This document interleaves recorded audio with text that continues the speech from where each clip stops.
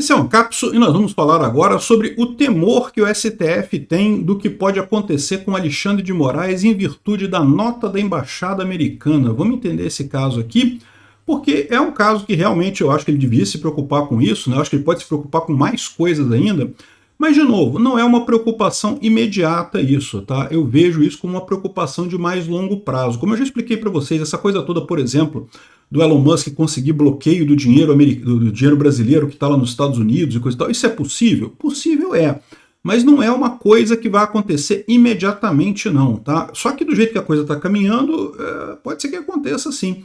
Essa notícia foi sugerida por Daniel Leite Neto, Luiz Bourbon e várias outras pessoas. Obrigado aí ao pessoal que sugeriu as notícias lá no nosso site, no visãolibertaria.com. E obrigado a você que está assistindo o nosso vídeo. Se você gosta do nosso conteúdo, por favor, deixa o seu like e se inscreva aqui no canal, né? Bom, eu não preciso explicar para vocês o tamanho do buraco que o Brasil está se metendo com essa história do Alexandre de Moraes, do X, da Starlink, coisa e tal. É lógico, bloquear o X já é algo terrível, mas muito pior é o fato dele ter congelado as contas da Starlink para pagar a multa da X, né? Como eu falei para vocês, isso é totalmente antijurídico, não tem amparo nem na legislação brasileira, muito mais na legislação internacional, mas pior do que tudo isso, mesmo que você tire o aspecto jurídico da coisa, vamos esquecer a questão do direito, né? Se ele poderia ou não poderia fazer isso, quem decide isso em última análise é o próprio STF, então vamos tirar esse aspecto. Em termos de segurança para o investidor estrangeiro no Brasil, fica feio esse tipo de coisa, tá? Vamos entender esse caso aqui. Essa notícia foi sugerida por Daniel Leite Neto, Luiz Bourbon e várias outras pessoas. Obrigado aí ao pessoal que sugeriu notícias lá no nosso site, no visãolibertaria.com. E obrigado a você que está assistindo o nosso vídeo. Se você gosta do nosso conteúdo, por favor, deixa o seu like e se inscreva aqui no canal, né?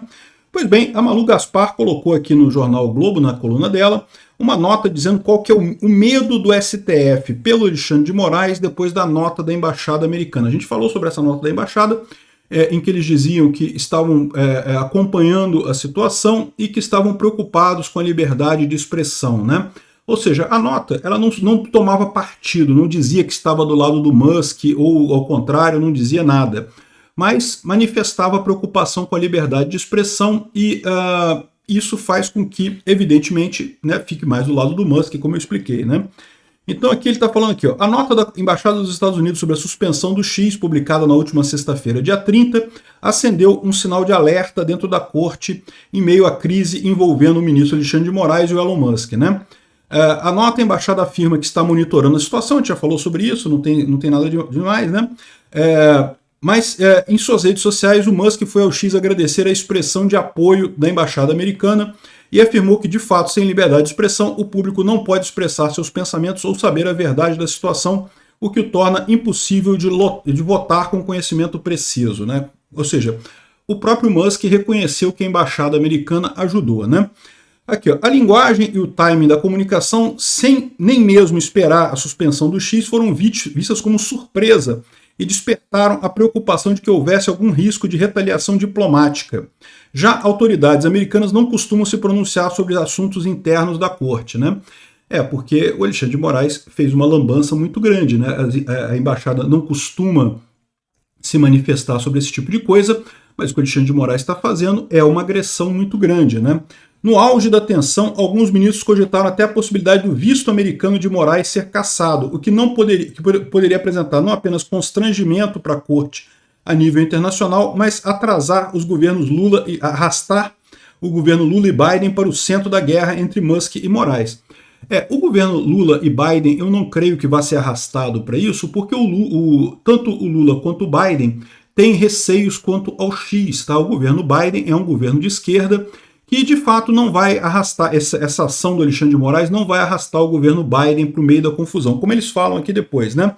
Aqui, ó, a coluna apurou, porém, fontes junto da diplomacia dos Estados Unidos que essa hipótese jamais foi cogitada e nem faria sentido pelas regras do país para suspensão de vistos, ou seja, o que eles falaram é que não vai ter suspensão de visto do Alexandre de Moraes de forma alguma, não sei o que lá, que não tem esse problema. Só que é aquilo que eu falo para vocês, né? Essas coisas, eventuais retaliações americanas ao Brasil, podem acontecer, podem sim. O visto Alexandre de Moraes pode ser cancelado? Pode, é lógico que pode. Não vai ser uma coisa rápida, né? Mas é esse processo que começa com uma crítica, começa com uma advertência, depois você vai ter ações lá na justiça americana que o Alexandre de Moraes vai ter que se defender. Se essas coisas todas continuarem nesse pé que o Alexandre de Moraes está colocando essas coisas todas, o que vai acontecer em algum momento é exatamente isso. Não vai ser agora, mas em algum momento o Alexandre de Moraes vai perder o visto dele e se for só isso, tá bom, porque ele pode ter também ativos congelados nos Estados Unidos, ele pode ter problemas ainda maiores mais adiante por lá, né? Então, ele está comprando uma briga grande, sem dúvida alguma. E o grande divisor de água disso daqui, não preciso explicar para vocês, será a eleição americana. Nesse momento, a Kamala Harris retrocedeu, como era esperado, né, como a gente falou, ela chegou a ficar na frente das pesquisas aí no mês de agosto, mas o mês de agosto tipicamente é um mês que ajuda os democratas, porque é quando tem a convenção democrata, então tipicamente você tem uma melhora dos índices democratas. Para você ter uma ideia, em 2020, quando era o Trump e o Biden chegou a ficar mais de 14 pontos à frente do Trump durante o mês de agosto, porém, nas eleições ganhou com só 3% à frente do Trump, né? A Kamala Harris chegou a estar 3% à frente do Trump em agosto, e agora já está recedendo, já está voltando ao patamar antigo, que é a maior probabilidade do Trump ganhar dessa vez, né? E aí que eu falo para vocês, esse será o divisor de água. Se realmente o Trump ganhar nos Estados Unidos, aí todo esse possível inferno astral do Alexandre de Moraes fica muito mais infernoso, porque o que está acontecendo é justamente isso, né? Haveria uma briga Lula e Biden derivada da Musk e Moraes. Possível o Lula já entrou nessa briga, né? O Lula já se aliou ao Alexandre de Moraes, já falou que está apoiando ele, coisa e tal. Então o Lula já comprou essa briga. O Biden não vai comprar a briga do lado do Musk, por enquanto. O Trump vai. O Trump vai comprar a briga do Musk nos Estados Unidos. Então sim, isso aqui tem um potencial muito grande de dar merda para o Brasil como um todo mais adiante, inclusive para o Alexandre de Moraes, especificamente por essas regras absurdas, né? O pessoal tem razão de estar preocupado com isso. Outra coisa que está acontecendo aqui, que eu acho que é um sinal de alerta muito grande, a SpaceX está desencorajando funcionários a viajar para o Brasil, disse o Wall Street Journal, temendo uma retaliação do governo brasileiro. E realmente eu diria que é uma coisa preocupante, né? O Alexandre de Moraes está ameaçando prender pessoas, ameaçou prender pessoas do X e está ameaçando prender pessoas da Starlink. Então, pessoas da SpaceX que viajem para o Brasil podem ser tomadas como cobaias nessa história. É uma coisa muito triste, porque é basicamente a mesma coisa que o Putin faz lá na Rússia, sequestra pessoas, acusa as pessoas de crimes aleatórios, prende elas para justamente ter negociação com os Estados Unidos. Eu não descarto nada que o Alexandre de Moraes está querendo entrar numa coisa dessa, né? Querendo sequestrar pessoas da Starlink aqui no Brasil para isso, né? Aqui, ó, o Guilherme Amado está trazendo a informação de que o documento que pode impedir Elon Musk de separar o X da Starlink. Olha só, o Elon Musk não precisa separar o X da Starlink, porque o fato é que eles já são empresas separadas, todo mundo sabe que é um absurdo isso daqui. Mas segundo diz o Guilherme Amado, alguns funcionários do Twitter que foram demitidos, né, foi encerrada a empresa aqui no Brasil, eles disseram que seriam pagos pela Starlink. E aí, dessa forma, isso estabeleceria que a Starlink estaria pagando a rescisão deles para o X, né? Ou seja, esses funcionários fizeram uma coisa bastante preocupante, porque eu imagino que ainda não foram pagos, né? Ainda está no processo de desligamento aqui, e a Starlink, sabendo agora desse problema, não vai poder pagar eles também, né? Eles vão ficar a ver navios no final das contas, não vai ter outra alternativa que não seja essa, né? Parabéns aos funcionários do Twitter que fizeram essa denúncia para o Guilherme Amado. Tá arriscado não só vocês, como os outros funcionários da Starlink agora ficarem sem a rescisão por conta exatamente desse aviso aí que vocês estão tornando público, né, de que a Starlink faria o pagamento do pessoal do X, né? Enfim, no final das contas, esse tipo de coisa não ajuda em nada, porque continuam sendo entidades separadas, entidades diferentes. E o que eu falo para vocês, mesmo que juridicamente isso ganhe corpo aqui no Brasil, mesmo que juridicamente o Alexandre de Moraes ache que não, quem decide isso sou eu mesmo, então eu estou dizendo que tem ligação, então pronto, tem ligação e acabou, e eu vou cobrar da Starlink de qualquer forma e coisa e tal. Isso pode gerar dois tipos de problemas para o Brasil que muito maiores do que esse problema que ele tem agora, né? o problema número 1 que pode gerar é a Starlink ir embora do Brasil. A Starlink é significativa no Brasil, sim. É curioso como o pessoal coloca aqui, não porque a Starlink é insignificante aqui, porque a Claro tem 10 milhões de pessoas ligadas na internet, 10 milhões de contratos de fornecimento de internet. A Starlink tem só 215 milhões de contratos de internet, então a Starlink é irrisória, não faz diferença nenhuma. Sendo que não, né, faz uma diferença enorme. Por quê? Porque a Starlink é que provê satélite para localidades afastadas. A Claro oferece o pessoal onde tem rede de celular, onde tem fibra ótica, onde tem esse tipo de coisa. O pessoal que mora no campo, né, Exército Brasileiro, Marinha Brasileira e agricultores, o pessoal que mora no campo, a Starlink é a grande campeã aqui, né? E aí você pode falar, não, mas tem outras também aqui, tem a própria Claro para via satélite, tem Claro Satélite 19, Telebrás, Viasat, HughesNet, coisa e tal.